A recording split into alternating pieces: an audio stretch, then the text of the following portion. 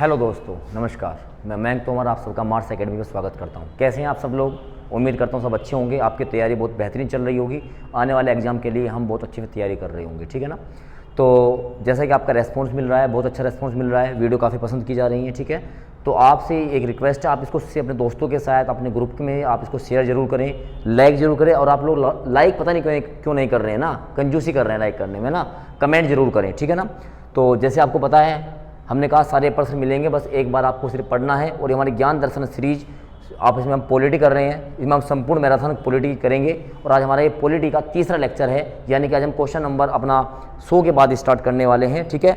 और उम्मीद करते हैं आप सबको ये पसंद आ रहा होगा, ठीक है। चलिए तो आज स्टार्ट करते हैं। 99 क्वेश्चन मैंने स्टार्ट किया है पहले, क्योंकि थोड़ा सा आपको रिवाइज हो जाएगा। चलिए, राज्यसभा बनने का सदस्य बनने के लिए जो आवश्यक न्यूनतम आयु है वो क्या है? अच्छा, आज मैं कुछ वर्ड इंग्लिश में बोलूँगा। इंग्लिश वाले बच्चों की कुछ प्रॉब्लम आ रही थी कि सर आप इंग्लिश में नहीं कराते हैं, ठीक है। तो मैं उसको कोशिश करूँगा। तो पूछा है what is the minimum age to become a MP of Rajya Sabha. तो राज्यसभा का एमपी बनने के लिए आपको कितनी उम्र आपकी होनी चाहिए? 30 साल आपकी उम्र होनी चाहिए। चलिए नेक्स्ट क्वेश्चन देखेंगे। यथा अगस्त 2018 में राज्यसभा के अध्यक्ष कौन थे? मैंने बताया था आपको, राज्यसभा के जो प्रेसिडेंट होते हैं, जो चेयरपर्सन होते हैं, वो हमेशा आपके क्या होते हैं? वाइस प्रेसिडेंट होते हैं, उपराष्ट्रपति होते हैं। और 2018 की अगर हम बात करें तो हमारे जो वाइस प्रेसिडेंट थे वो कौन थे? एम वेंकैया नायडू थे। तो यही उस टाइम के हमारे चेयरपर्सन ऑफ राज्यसभा रहे होंगे। चलिए नेक्स्ट क्वेश्चन देखेंगे। 101, निम्न में से कौन सी राज्यसभा की शक्तियों में से एक है? जो राज्यसभा की पावर होती है ना, उसमें से पूछा गया। पहला, यह संघ सूची और समवर्ती सूची, ये यूनियन लिस्ट और कॉन्करेंट लिस्ट में शामिल मामलों पर कानून बनाता है। यह धन विधेयक या गैर धन विधेयक पेश और लागू कर सकते हैं? नहीं। देखिए, जो भी हमारे पास धन विधेयक होता है, जो भी हमारे पास मनी बिल होता है, उस पर केवल और केवल लोकसभा ही बहुत ज़्यादा स्ट्रॉन्ग होती है, ठीक है ना।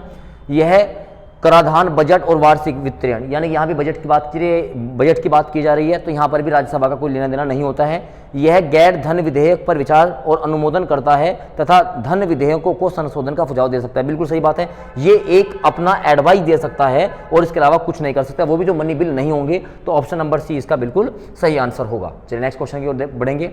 थोड़ा सा आज ब्लर हो रहा है, थोड़ा एडजस्ट करेंगे। चलिए, भारत विश्व का विशालतम लोकतांत्रिक प्रजातंत्र देश है, यानी कि एक डेमोक्रेटिक कंट्री की बात कर रहा है। इसकी प्रथम लोकसभा कब आयोजित की गई? मतलब फर्स्ट लोकसभा कब बनाई गई थी? तो ये बनाई गई थी हमारी 13 मई 1952 को। 1952 में 1952 में हमारा पहला जनरल इलेक्शन होता है, आम चुनाव होता है, और वहीं पर हमारी लोकसभा आयोजित की जाती है 13 मई 1952 को। ऑप्शन नंबर सी इसका बिल्कुल सही आंसर होगा। चलिए नेक्स्ट क्वेश्चन देखेंगे।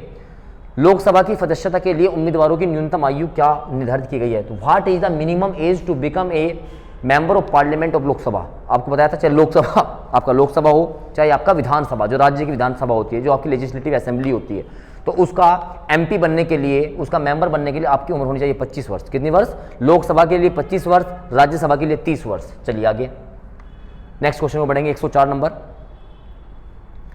निम्नलिखित में से कौन सा संसद का कार्य है? तो बताना है। संसद जो है कानून बनाने और वित्तीय कानून बनाने, धन बिल और बजटीय कार्य, इसको करने के लिए जवाबदेही सुनिश्चित करता है। हाँ बिल्कुल सही बात है। संसद कुछ चुनावी कार्य करता है? नहीं, बिल्कुल कोई चुनावी कार्य नहीं करता है। संसद का कोई काम नहीं होता, वो इलेक्शन कमीशन का काम होता है। संसद में संविधान पर चर्चा करने और लागू करने का अधिकार है। इसके बाद लिखा है संसद के पास कोई न्यायिक शक्ति कार्य नहीं है और उपराष्ट्रपति, सुप्रीम कोर्ट नहीं। देखो, संसद जो है वो हमारा कोई भी न्यायिक कार्य नहीं कर सकती, ये कोई जुडिशरी कार्य नहीं कर सकती है। तो ऑप्शन नंबर डी इसका बिल्कुल सही आंसर होगा। यहाँ पे लिखा है का कार्य नहीं है, ये नहीं है, मिटा हुआ है। तो पहले तीनों कार्य कर सकती है संसद, ऑप्शन नंबर डी नहीं कर सकती है, ठीक है। चलिए नेक्स्ट क्वेश्चन देखेंगे। लोकसभा या विधानसभा चुनाव में खड़े होने के लिए उम्मीदवार की न्यूनतम एज क्या होनी चाहिए? मैंने बताया अभी, चाहे आपका लोकसभा हो, चाहे राज्यसभा, लोकसभा हो, चाहे आपका विधानसभा, जो आपका किसी स्टेट का होता है, उसमें आपकी जो मिनिमम एज है वो कितनी होनी चाहिए? 25 साल होनी चाहिए। नेक्स्ट क्वेश्चन देखेंगे, क्वेश्चन नंबर 106। चलिए, लोकसभा में शून्यकाल क्या होता है? शून्यकाल को बोलते हैं हम 0 आवर। देखो, जब भी हमारा लोकसभा स्टार्ट होता है या कोई भी संसद स्टार्ट होता है, तो उसमें हमारा पहले होता है क्वेश्चन आवर, जो हमारा प्रश्नकाल कहा जाता है। उसके तुरंत बाद 1 घंटे के लिए हमारा होता है क्या? शून्यकाल। तो 0 आवर में हम बगैर किसी सूचना के जो हमारे समाज से जुड़े मुद्दे हैं, कोई भी लोकसभा का जो मेंबर है वो उसको उठा सकता है, और अक्सर वो टाइम 12 से 1 के बीच का होता है। तो पूछा है लोकसभा में 0 आवर शून्यकाल की अवधि अधिक से अधिक कितनी हो सकती है? तो वो 1 घंटा हो सकती है। ऑप्शन नंबर बी इसका बिल्कुल सही आंसर होगा। नेक्स्ट क्वेश्चन देखेंगे। शून्यकाल का क्या अर्थ है? 0 आवर का क्या अर्थ है? 0 आवर का अर्थ ये होता है कि जब कोई अति महत्वपूर्ण विषय चर्चा के लिए उठाया जाए, कोई इंपॉर्टेंट इशू है जो हमारे पास इंपॉर्टेंट है, मैटर है, उसको हम बात कर सकते हैं, तो ऑप्शन नंबर 20 का बिल्कुल सही होगा। और कभी कभी इसका टाइम पूछ लिया जाता है, तो जो 0 आवर है वो आपका चलता है 12 से 1 के बीच में। चलिए नेक्स्ट क्वेश्चन देखेंगे, क्वेश्चन नंबर 109, लोकसभा में संसद द्वारा निजी विधेयक पेश करने की सूचना की अवधि क्या है? मतलब कोई भी अगर पार्लियामेंट का कोई मेंबर है, एमपी है, अगर वो अपना कोई प्राइवेट बिल लेके आना चाहता है ना, तो प्राइवेट बिल जब वो लेके आता है तो उसको कम से कम 1 महीना पहले बताना पड़ेगा। तो इसका आंसर ऑप्शन नंबर ए होगा। चलिए नेक्स्ट क्वेश्चन की ओर बढ़ेंगे। वर्तमान में लोकसभा निर्वाचन क्षेत्र हैं, मतलब कितने निर्वाचन क्षेत्र हैं? इसकी संख्या में 1971 से कोई परिवर्तन नहीं हुआ। देखिए अगर हम बात करेंगे वर्तमान में हमारे पास जो लोकसभा के निर्वाचन क्षेत्र है वो है 543 हैं। मैक्सिमम जो हम अपनी लोकसभा में सीटें रख सकते हैं वो रख सकते हैं 552, जिसमें 2 एंग्लो इंडियन भी होंगे। अब यहाँ पे बात की गई कितने क्षेत्र हैं, तो ये 543 हैं, लेकिन अभी 2026 तक इसमें कोई चेंज नहीं होगा। अगर हम एंग्लो इंडियन की बात करते हैं, जो 2 हुआ करते थे, अब उनको समाप्त कर दिया गया है, ठीक है ना। चलिए नेक्स्ट क्वेश्चन की ओर बढ़ेंगे।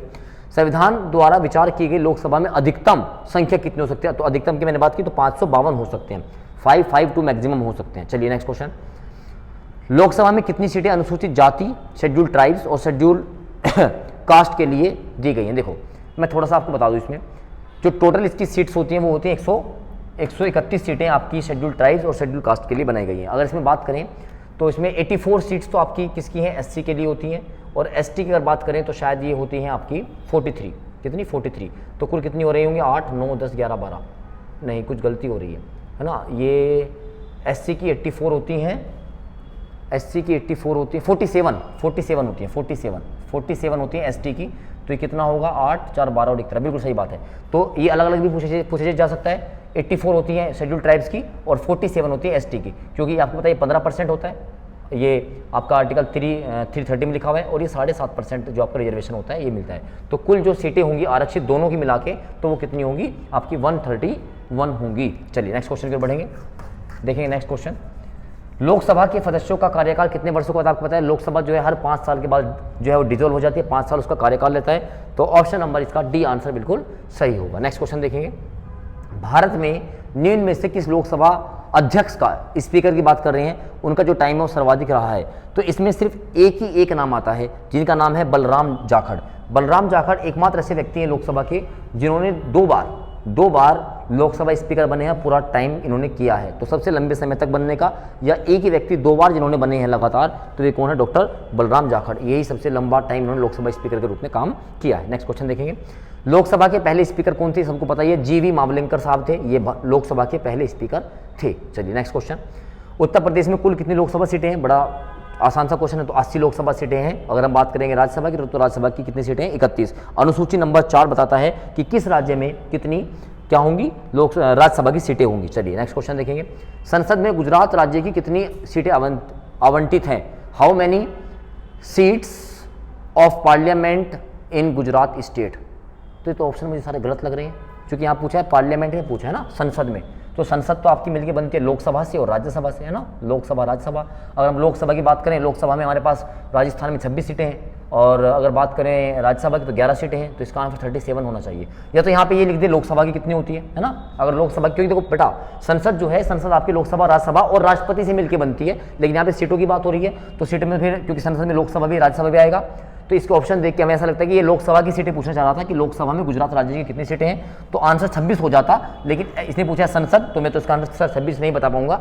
लोकसभा में पूछता 26 हो जाता, लेकिन संसद में पूछा है तो 26 लोकसभा में है और 11 इसकी राज्यसभा में है। तो यानी कि अगर हम संसद की बात करेंगे तो संसद में कुल जो सीटें हैं वो कितनी हैं? इसकी 37 होनी चाहिए। चलिए नेक्स्ट क्वेश्चन देखेंगे, क्वेश्चन नंबर नेक्स्ट देखिए, भारतीय संसद में मंत्रिमंडल के विरुद्ध अविश्वास प्रस्ताव लाने के लिए जो आप इम्पीचमेंट प्रोसेस लेके आते हो, उसके लिए न्यूनतम कितने पार्लियामेंट होने चाहिए? तो 50 होने चाहिए। कितने होने चाहिए? 50 मेंबर्स आपके यहाँ पे होने चाहिए। नेक्स्ट क्वेश्चन देखेंगे, सांसद निधि की वर्तमान राशि कितनी है? जो आपकी एमपी बनते हैं तो इनको डेवलपमेंट करने के लिए कितना पैसा मिलता है? इनको 5 करोड़ रुपए प्रति वर्ष मिलते हैं, हर वर्ष 5 करोड़ रुपए इनको मिलते हैं। चलिए नेक्स्ट देखेंगे, भारत की संघ कार्यकारिणी में निम्नलिखित में से कौन शामिल नहीं है? जो आपकी यूनियन एडमिनिस्ट्रेशन है उसमें कौन शामिल नहीं है? तो उपराष्ट्रपति, प्रधानमंत्री, राष्ट्रपति। राज्यों के मुख्यमंत्री नहीं होते, ये अपनी जो आपकी लेजिस्लेटिव असेंबली होती है ये वहाँ पर होते हैं। तो ऑप्शन नंबर डी इसका बिल्कुल सही आंसर होगा। नेक्स्ट क्वेश्चन देखिए, निम्नलिखित में से कौन सा एक बहुमुख्य सिद्धांत है जिस पर संसदीय प्रणाली संचालित होती है? जो आपकी पार्लियामेंट्री सिस्टम है वो किस पे संचालित होता है? कार्यपालिका का विधायिका के प्रति उत्तर। बिल्कुल, ये जो हमारी जितनी भी लेजिस्लेचर होगी ये हमारी रेस्पॉन्सिबल होगी किसके प्रति? हमारी विधायिका के प्रति होगी। तो ऑप्शन नंबर ए इसका बिल्कुल सही आंसर होगा। नेक्स्ट देखेंगे, निम्न में से किसने कभी भी भारत के उप प्रधानमंत्री के रूप में कार्यभार नहीं संभाला? मोरारजी देसाई, वीपी सिंह, देवीलाल आडवाणी। तो लाल कृष्ण आडवाणी भी रहे हैं, देवीलाल भी रहे हैं, और बात करें हम वीपी सिंह की, वीपी सिंह इसका आंसर होना चाहिए। इन्होंने शायद कभी ये हमारे लोकसभा उप प्रधानमंत्री नहीं रहे, एक बार चेक करना पड़ेगा, है ना। मोरारजी देसाई या वीपी सिंह में से कोई एक होना चाहिए। इसको हम चलो अभी देखते हैं। नेक्स्ट देखेंगे, भारत के केंद्रीय मंत्रिमंडल के में अधिकतम कितने हो सकते हैं? तो केंद्रीय मंत्रिमंडल में हमारे अधिकतम कितने मंत्री हो सकते हैं? ये आपकी कुल संख्या का कितना हो सकता है? 15%। लोकसभा की कुल संख्या का 15% हो सकते हैं। बहुत इंपॉर्टेंट क्वेश्चन है आपका। नेक्स्ट देखेंगे, नेक्स्ट क्वेश्चन आपके पास है, संविधान CIC है ना, चीफ इलेक्शन कमीशन की बात कर रहा है, और चुनाव आयोग के कार्यकाल की सुरक्षा निश्चित करता है। जो 6 साल के लिए कार्यकाल के लिए नियुक्त किए जाते हैं, या मैक्सिमम इनकी एज कितनी होनी चाहिए? तो ये तो 65 साल के होने चाहिए, या ये 6 साल तक काम कर सकते हैं। बाई चांस कोई 50 साल का आया है तो वो मैक्सिमम 6 साल 56 साल तक काम कर सकता है। बाई चांस कोई 62 साल का आया है तो जब तक उसकी उम्र 65 साल नहीं हो जाती तब तक वो कार्य कर सकता है। ये CIC का मतलब है चीफ इलेक्शन कमीशन, ठीक है ना। अभी चीफ इलेक्शन कमीशन हमारे कौन है? राजीव कुमार जी हैं। चलिए नेक्स्ट देखेंगे, संसद के खर्च किसके द्वारा नियंत्रित किए जाते हैं? तो एक CAG होता है, comptroller general auditor of India, Bharat का नियंत्रक और महालेखा परीक्षक के द्वारा नियंत्रित किया जाता है। और ये आर्टिकल CAG जो आर्टिकल है ये 148 में है, 148 में। इंपॉर्टेंट क्वेश्चन है। नेक्स्ट, भारत सरकार का प्रथम विधि आयोग हम कल बात कर चुके हैं। तो ये जो भारत का क्या होता है? Attorney general of India. Attorney general of India किस आर्टिकल में? आर्टिकल 76 में। यही भारत का प्रथम विधि अधिकारी होता है। चलिए नेक्स्ट क्वेश्चन देखेंगे, भारत सरकार का मुख्य विधि अधिकारी, फिर वही आ गया। तो ये कौन होता है? भारत का आपका कौन होगा? महान्याय। भारत का मुख्य विधि अधिकारी कौन होता है? मुख्य न्यायाधीश, सर्वोच्च नहीं, मुख्य विधि अधिकारी तो महान्यायवादी। हाँ, अटॉर्नी जनरल को बोला जाता है महान्यायवादी, है ना। अटॉर्नी जनरल को वही बोला जाता है महान्यायवादी, जो आर्टिकल 76 में। चलिए नेक्स्ट देखेंगे, केंद्रीय सतर्कता आयोग, सेंट्रल विजिलेंस कमिश्नर अपने पद पर कब तक बना रह सकता है? बहुत इंपॉर्टेंट है, क्योंकि सबसे अलग हटके है, क्योंकि इसका कार्यकाल ये तो 4 साल होगा या 65 वर्ष होगा। ऑप्शन नंबर डी इसका बिल्कुल सही आंसर होगा, CIC। चलिए नेक्स्ट देखेंगे, उस भारतीय प्रधानमंत्री का क्या नाम है जिन्होंने संसद में यह घोषणा की थी कि वह मंडल आयोग की सिफारिश को लागू करेंगे? इस घोषणा से भारत में देशव्यापी विरोध शुरू हो गया। देखो, मंडल जो है ये मंडल का आयोग क्या था? इसमें रिजर्वेशन की बात की गई थी, और ये हमारे पास वीपी सिंह थे।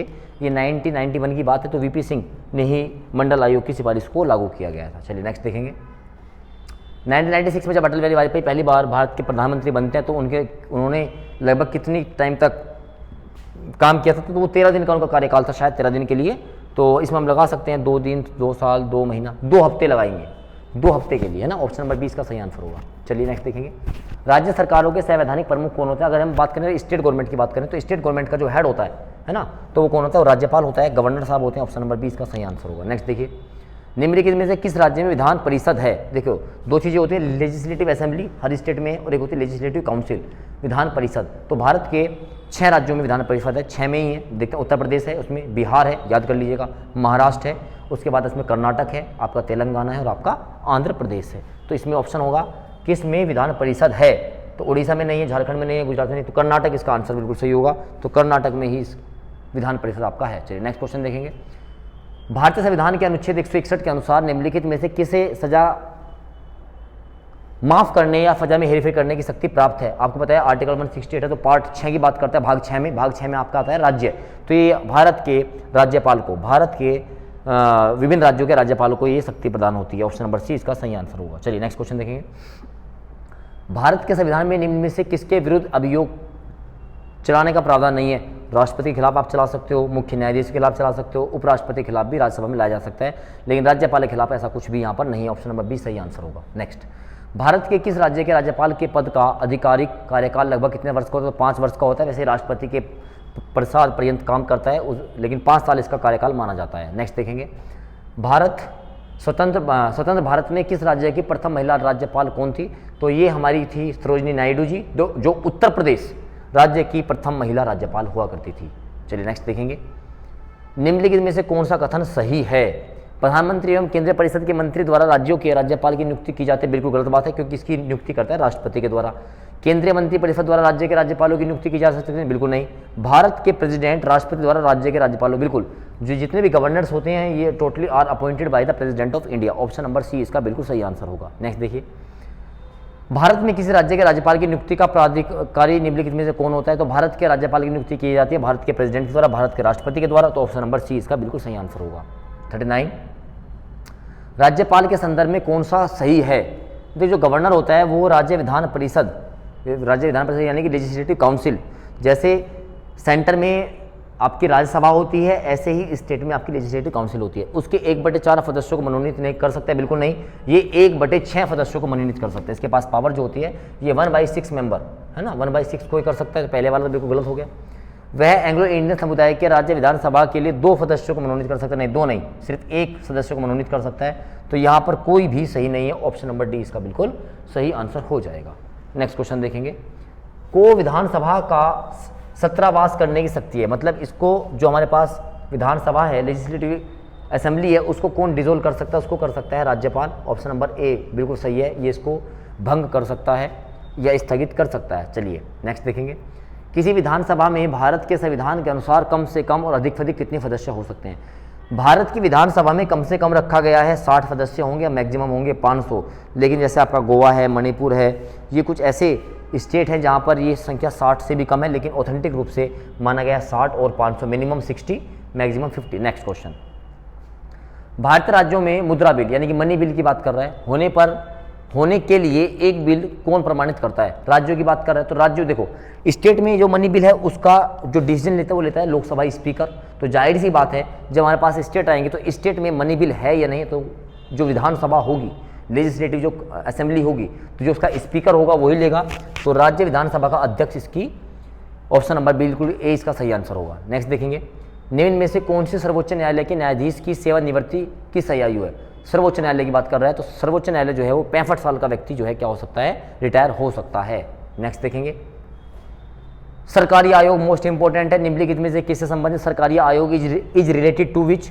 तो ये हमारा है केंद्र और राज्य सरकारों के संबंध, the relation between the centre and the state government.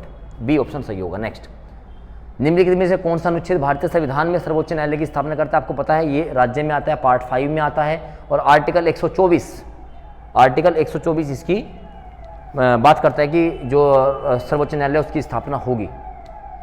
किस याचिका के अंतर्गत न्यायालय, अवर न्यायालय या किसी अन्य प्राधिकरण के समक्ष लंबित किसी मामले को उच्चतर प्राधिकारी या न्यायालय के स्थानांतरित करने के बाद आदेश देता है? देखो ये सिंपल सी बात है, लैंग्वेज बड़ी कठिन लग रही होगी। अगर ऐसा कोई कोर्ट है, लोअर कोर्ट है ना, जो उसके लेवल का केस नहीं है लेकिन उसने फिर भी ले लिया है, तो फिर व्यक्ति आएगा अपर कोर्ट में। तो अपर कोर्ट लोअर कोर्ट पे कौन सी रिट लगाएगा? रिट आपकी आर्टिकल 32 में आती है, तो ये उत्प्रेषण लगाएगा। क्या लगाएगा? उत्प्रेषण, है ना, ये मैं आपको बता चुका हूँ। चलिए नेक्स्ट देखेंगे, भारत के उच्चतम न्यायालय की प्रथम महिला न्यायाधीश कौन थी? तो उच्चतम न्यायालय यानी कि जो हमारे पास सुप्रीम कोर्ट है, तो उसकी सबसे पहली जो महिला न्यायाधीश थी जज थी वो थी फातिमा बीबी। अगर हम बात करते हैं हाई कोर्ट की, तो हाई कोर्ट की कौन थी? लीला सेठी, हिमाचल प्रदेश की रहने वाली थी। ये हाई कोर्ट की थी, और ये कौन थी? सुप्रीम कोर्ट की पहली महिला जज थी। नेक्स्ट क्वेश्चन, निम्नलिखित में से किसने भारत के 43वें मुख्य न्यायाधीश के रूप में शपथ ग्रहण की है? ये काफ़ी पुराना क्वेश्चन लग रहा है। हाँ, ये 2016 में पूछा गया था। तो अगर हम बात करें 43 चीफ जस्टिस ऑफ इंडिया, तो शायद उस टाइम क्या जस्टिस TS ठाकुर थे। और अगर हम बात करें वर्तमान में हमारे जो चीफ जस्टिस ऑफ इंडिया है वो हैं DY चंद्रचूड़, और ये 50वें नंबर के भारत के चीफ जस्टिस ऑफ इंडिया हैं, 50वें, है ना, ध्यान रखेंगे। नेक्स्ट क्वेश्चन देखेंगे, नवसर्जित उच्च न्यायालय है, मतलब जहाँ पर अभी न्यायालय बने हैं। तो मैंने बताया था अभी तो जो रिसेंटली हमारे पास उच्च न्यायालय हैं वो 25 हैं, और नया बना है आपका तेलंगाना में, ठीक है ना, नया बना 25 का कहाँ बना है? तेलंगाना में। लेकिन ऑप्शन के हिसाब से जाएंगे 2016 की बात करेगा तो ये मेघालय, मणिपुर, त्रिपुरा। ऑप्शन नंबर 20 का सही आंसर होगा। नेक्स्ट देखिए, आज का लास्ट क्वेश्चन है, विश्व का विशालतम न्यायिक प्राधिकरण है। तो ये आपका जो विश्व का न्यायिक प्राधिकरण है तो वो कहाँ पर है? इलाहाबाद में।